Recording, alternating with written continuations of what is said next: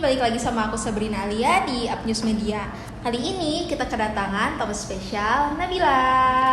Halo. Makasih ya Nabila udah mau datang ke podcastnya Up News Media. Nah, biar teman-teman kenal dulu nih sama Nabila, boleh dong diperkenalkan dulu dirinya. Oke. Halo semuanya, kenalin nama aku Nabila Novia Rahmawati. Aku 21 tahun. Aku mahasiswa Pendidikan Kimia semester 7 di Universitas Pendidikan Indonesia. Oke, jadi nih guys, for your information, sebenarnya aku dan Nabila ini dulu sempat satu sekolah di SMA 6 dan kita sama-sama anak IPA nih ya. Kebetulan cuman kelihatannya sekarang nih ya dari kuliahnya kok kayak berbeda jalur banget. Tiba-tiba aku ngambil rumpun soshum dan Nabila tetap di rumpun IPA-nya. Nah, boleh dong diceritain background sekolahnya dulu nih Nabila. Oke. Jadi dari SMP dulu kali ya. Boleh. Dulu aku SMP-nya itu di SMP Angkasa Lalu Dosen Sastra Negara Bandung. Kebetulan di situ ibu aku tuh guru PKN di situ, jadi aku masuk sekolah situ gitu. Terus SMA itu tadinya aku nggak akan langsung SMA 6 Bandung tuh. Tadinya Soalnya aku mau ke SMA 4 Bandung. SMA 4. Oh iya. Tadinya aku mau ke SMA 4 Bandung dan kebetulan kan waktu itu ada jalur guru gitu kan. Oh iya. Terus dicobain dulu tuh diikhtiarin lah ya, pakai lewat jalur guru gitu untuk masuk ke SMA 4. Nah, karena belum rezeki jadi belum masuk tuh. Terus akhirnya keluar NEM-nya, cobain ke sana. Kita tuh nggak langsung daftar karena ngelihat passing grade. Passing grade dulu kan. Nah, dilihat itu sampai hari terakhir ternyata NEM aku tuh udah paling gak aman gitu karena di akhir banget. Akhirnya memutuskan untuk di hari terakhir pendaftaran ke SMA itu ke SMA 6 Bandung karena pilihannya tuh kan rumah aku di Cimahi. Iya, karena dulu masih zonasi ya. Iya, zonasi. Jadi pilihan satu itu harus di Bandung dan pilihan duanya itu wajib Cimahi. Nah, aku tuh sebenarnya pengennya di Bandung aja gitu. Jadi makanya milih pilihan satunya SMA di Bandung. Oke, kan tadi udah diceritain ya gimana background sekolahnya. Nah, sekarang aku kepo nih, kenapa akhirnya memilih jurusan pendidikan kimia? Apalagi kayaknya notabene-nya orang-orang tuh mikir, wah kimia susah nggak sih? Udah hitung-hitungan, harus ngapalin rumus kayak matematika gitulah. Coba kenapa? Jadi sebenarnya waktu itu tuh aku nggak tahu aku mau jurusan apa waktu SMA tuh. Terus aku kan les, kita kan satu tempat les juga kan. Terus di tempat les gitu kan biasanya ada tes apa ya namanya? Psikotes gitu kan. Nah, karena aku belum tahu sebenarnya passion aku tuh di mana, aku maunya jurusan apa, tapi aku FOMO nih lihat teman-teman aku udah pada tahu nih pengen jurusan apa, pengen kampus mana gitu. Sedangkan aku tujuan kampus pun kayak yaudah aku pengen kampus apa ya waktu itu, aku pengen ke ITB kan. Tapi aku nggak tahu sebenarnya jurusan yang aku mau di sana tuh apa gitu. Terus aku ikutin psikotes di tempat les, hasilnya itu untuk yang rumpun IPA-nya itu ada teknik lingkungan dan salah satunya ada pendidikan kimia. Akhirnya oh ya udah deh mutusin untuk pilih teknik lingkungan sama pendidikan kimia. Cuman yang teknik lingkungan itu pilihan pertama yang tertingginya. Ya, pilihan pertama. Dan pendidikan kimia tuh aku jadiin pilihan kedua sebenarnya. Pendidikan kimia UPI itu sebenarnya pilihan kedua. Yang pertamanya itu teknik lingkungan Undip, tapi itu bukan rezeki gitu. Waktu ikut SBM berarti? SBM, iya. Karena aku nggak dapet kuota SNM waktu itu. Jadi aku SBM-nya pilihan satunya teknik lingkungan Undip sebenarnya. Kedua baru pendidikan kimia UPI. Oh, jadi memang rezekinya di pendidikan kimia. Kan rumpun IPA tuh ada fisika, kimia, biologi. Kenapa sih malah tertariknya ke kimia? Apalagi mengingat dulu guru SMA kita ya, waktu kelas 1 itu wah itu benar-benar killer guru kimianya, dan itu yang membuat kita nggak ngerti sama sekali tentang kimia nggak sih? Soalnya kan kimia itu kalau misalnya dari pertama nggak ngerti kan kesannya juga nggak ngerti ya. Makanya dari awal tuh harus ngerti, tapi ternyata gurunya killer banget. Tapi sebenarnya sadar gak sih guru kimia kita tuh semuanya killer? Iya itu dari kelas 1 dari kelas 1 semuanya itu tuh killer. Semuanya killer banget. Itu tuh karena sebenarnya tuh, tapi kan kalau orang-orang tuh pas tahu gurunya killer jadi nggak mau belajar ya. Maksudnya, jadi males kan karena tahu nih gurunya killer dan dulu kan suka ditunjuk-tunjuk kan. Killernya tuh kayak gitu kan. Nah cuman justru karena aku takut ketika ditunjuk gak bisa, iya. jadi gimana caranya aku harus ngerti nih kimia gitu. Waktu itu aku mikirnya kayak gitu, awal-awal kan cuman biar menghindari kena marahnya guru ini. Iya, gitu. iya. Nah tapi ternyata setelah belajar lebih lanjut tentang kimia tuh ternyata seru gitu, apalagi kan ada praktikum-praktikumnya. Iya, iya. Terus ada reaksi-reaksi gitu kan. Nah untuk anak SMA waktu itu kayak sangat apa ya, menyenangkan gitu loh. Iya, iya. Ya, reaksi Ya, A belajar dan lab B tuh. terus menghasilkan apa, terus kan ada yang reaksinya tuh jadi menghasilkan warna apa. Iya. Nah itu tuh menarik gitu buat aku pada saat itu gitu. Jadi si eksperimennya itu iya. ya. Terus kan semakin lama belajar kimia tuh semakin kayak sadar, oh ternyata kimia tuh deket banget sama kita gitu. Oh iya. Kayak Cuman misalnya emang ini kimia gitu. ya bisa. Terus kayak ternyata banyak banget pokoknya. Cuman kalau minta di spill agak blank gitu. Cuman intinya tuh percayalah guys, kimia tuh erat banget sama kehidupan kita, beneran. Ya. Nah, sepengetahuan aku nih ya, Nabila ini tuh kan orangnya sangat amat produktif dan dia tuh kalau gabut tuh kayaknya rasanya tuh gatel gitu ya, pengen melakukan sesuatu. Nah, selama kuliah kamu aktif apa aja nih? Sebenarnya kalau ikut apa BEM gitu, apa sih namanya, organisasi kampus tuh enggak sebenarnya.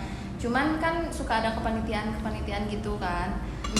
Nah biasanya ada open recruitment yang dari anggota himpunannya. Biasanya aku ikut kepanitiaan yang itu bisa open recruitment, jadi nggak perlu pengurus BEM-nya gitu. Oh, jadi cuman apa ya, bahasa itu panitia cabutan tiap event aja. Betul. Terus aku lebih aktifnya di luar kampus sih. Apa aja tuh? Jadi waktu sebenarnya alasan kenapa aku nggak ikut BEM itu karena waktu itu tuh semester 1-2 kan masih belum masuk BEM tuh. Terus semester 3 tuh udah mulai bisa nih daftar, tapi di semester 3 ini aku nyoba untuk ngajar private. Aku buka ngajar private, terus Private ada anak SD waktu itu. SD dan TK. Tapi waktu itu muridnya tuh TKB. Nah, aku coba untuk ngajar. Nah, karena aku belum tahu nih bayangan aku kalau misalnya aku kuliah sambil ngajar tuh kayak gimana. Jadi aku mengorbankan untuk tidak ikut organisasi. Iya.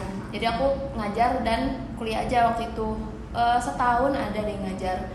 Terus habis itu ternyata aku udah karena udah apa ya, tahu gini ya, gitu ngajar tuh. Aku lebih ya udahlah mending ngajar aja karena kan itu nanti relate sama pekerjaan aku nantinya kan. Jadi lebih ke pengalaman kerja aku. Jadi aku melanjutkan untuk ngajar aja gitu. Karena waktu itu kan cuma setahun karena si muridnya itu pindah kota kan. Jadi aku nggak punya murid lagi nih, berhenti dari situ. Ada lowongan lagi, alhamdulillahnya tuh langsung ada tawaran di tempat kita les. Di tempat kita les. Terus akhirnya udah deh aku coba apply ke sana jadi guru freelance kimia. Kan sebelumnya guru SD sama TK. Jadi nggak spesifik pelajarannya apa gitu ya. Gitu. Nah itu tuh struggle-nya aku harus bikin media karena kan dia anak TK dan SD kan. Iya. Mereka kan pasti lebih tertarik belajar kalau misalnya ada media yang menyenangkan. Nah, kan nggak mungkin juga ya ngajarin sambil teori terus. Nah waktu itu tuh capeknya di situ apa sih, kayak waktu aku tuh terbuang maksudnya kepake banyaknya itu untuk bikin media si anaknya. Akhirnya aku nyobain di tempat les ini sesuai sama jurusan aku. Udah deh, jadi sekalian simulasi untuk nantinya bayangan kalau misalnya aku ngajar. Oh iya, berarti kalau di tempat les tuh kimianya kimia SMA ya? Kimia SMA. Nah, apa sih struggle-nya ngajarin anak SMA yang notabene-nya kan itu umurnya dekat ya sama kita, terus kayak lulus juga belum gitu kan, pasti masih banyak pelajaran-pelajaran yang kamu mungkin aja sendiri masih bingung gitu, tapi di saat yang sama kamu juga harus ngajarin murid lain, itu gimana Bio? Nah kalau misalnya aku karena apa ya, walaupun aku mahasiswa pendidikan kimia tapi nggak semua materi aku kuasai kan.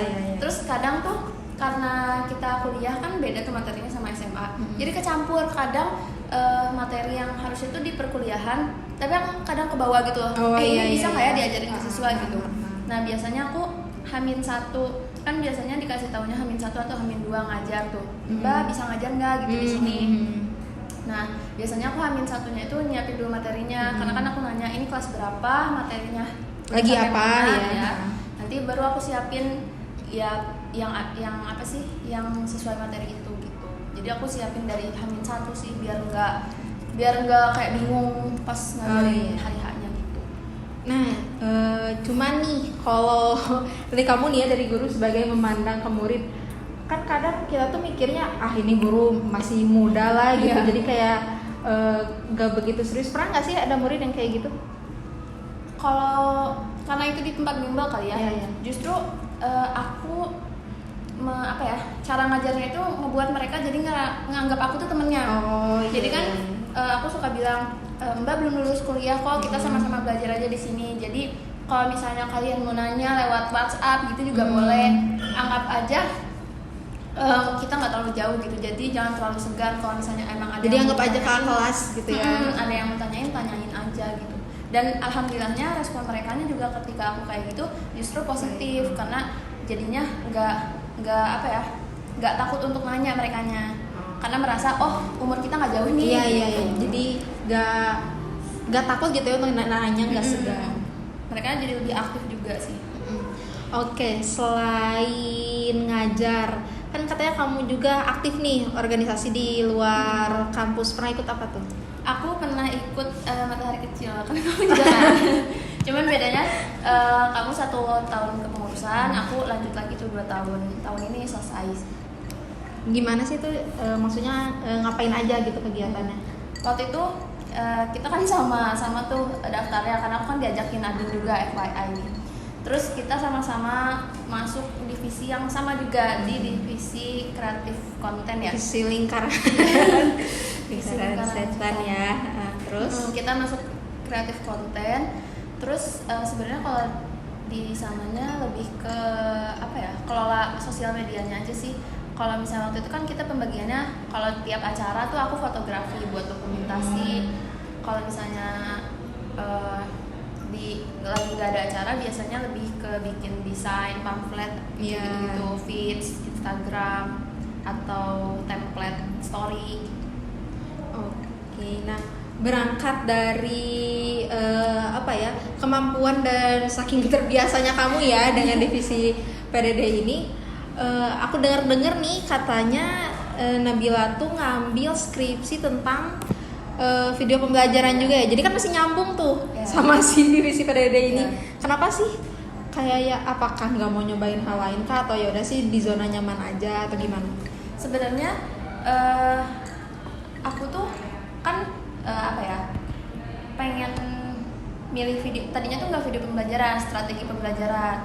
Cuman setelah aku pikir-pikir, kayaknya kalau misalnya aku ngerjain video pembelajaran, aku akan lebih enjoy karena aku suka bidang itu. Iya betul. Itu tuh video kayak bikin konten-konten atau ngedesain-desain gitu tuh salah satu bidang yang di luar pendidikan kimia, yang emang aku suka dan ngerasa aku enjoy, walaupun kadang suka lupa waktu ya kalau misalnya ngedit desain gitu. Makanya ya udah deh, biar kan skripsi ini identik dengan stres, kayak yang susah harus pressure kita nyari data kemana jauh, belum ditanya kapan beres, terus revisi terus gitu.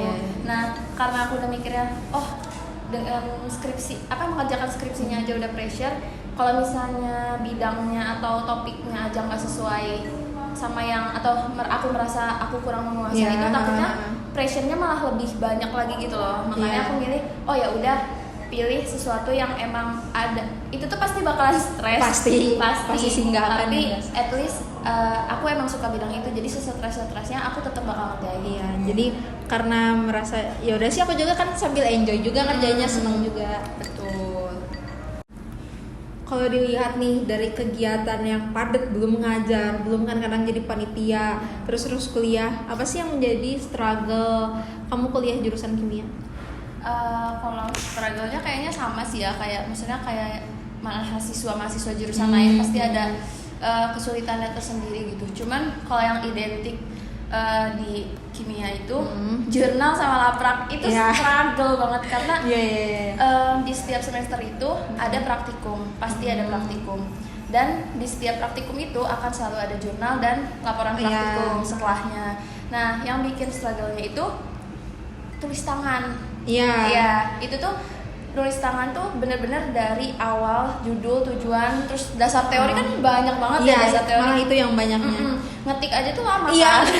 Padahal mau pas aja pun lama. Bener, ini tuh harus nulis tangan. Belum kita tuh harus jawab pertanyaan di situ juga. Terus langkah kerjanya tuh bikin tabel. Itu tuh wasting time banget bikin tabelnya itu. Yang bikin capeknya itu atau kayak termorat-marit gitu ya. Adalah kalau misalnya udah beres satu praktikum, berarti kan kita harus bikin laporan praktikum. Tapi kan si laporan praktikum itu minggu depannya kita harus praktikum baru lagi kan. Udah masuk praktek yang baru. Jadi dalam 1 minggu itu laporan dan jurnal itu ada gitu, kita kerjain dua-duanya. Itu yang bikin capek itu sebenarnya, itu yang identiknya karena kan pasti ya praktikum itu pasti ada laporan jurnal. Sisanya apa ya? Ini sih kan nggak semua dosen kita bisa mengerti pahami kalimatnya gitu ya. Ada yang dosen ini menurut si A enak tapi menurut kita kurang paham gitu. Nah itu sih kadang kayak teman-teman aku tuh cepet tanggap kan, termasuk yang cepet tanggap. Terus aku kalau misalnya emang lagi nggak fokus atau lagi kebagi-bagi nih pikirannya sama ngajar sama hal-hal di kepanitiaan yang belum selesai, itu jadinya kayak bentar loadingnya tuh lama banget. Jadi itu tuh harus belajar lagi setelahnya. Terus belum lagi kalau misalnya di satu hari matkulnya banyak dan ada ada tugas semuanya. Cuman emang kalau tugas tuh kita banyaknya individu kalau di pendidikan kimia. Ada sih yang kelompok kayak praktikum gitu kelompok, cuman laporannya tetap sendiri-sendiri masing-masing. Belum lagi kan dengan tugas yang banyak tapi kita harus belajar lagi juga gitu. Udah ada tugas, kitanya juga nggak ngerti. Jadi waktu tidurnya jadi berkurang sih. Nah dengan banyaknya struggle tadi, apalagi aku mendengar wah udah jurnal, udah lamprak, kalau itu kayaknya sangat menyita waktu ya. Tapi kamu ada nggak sih kayak masih punya nggak sih waktu kosong kayak buat main yang kayak bener-bener udah deh kita healing dulu deh, me time dulu gitu, ada nggak sih? Kalau itu sebenarnya diada-adain aja.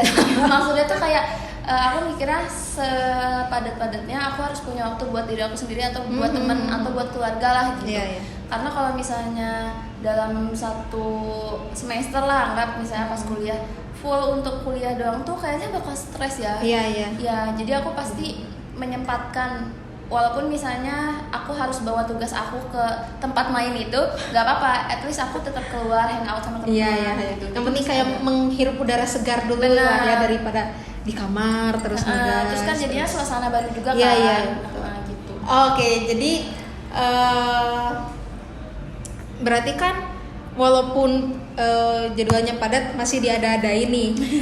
Nah tapi gimana sih cara ngebagi waktunya biar kayak ya udah deh walaupun ada tugas aku juga masih harus jalan-jalan nih. Gimana sih bagi tugasnya biar kayak ya pasti kan kalau banyak tugas kita jalan-jalan kepikiran gak sih? Aduh itu tugas belum beres gitu, gimana?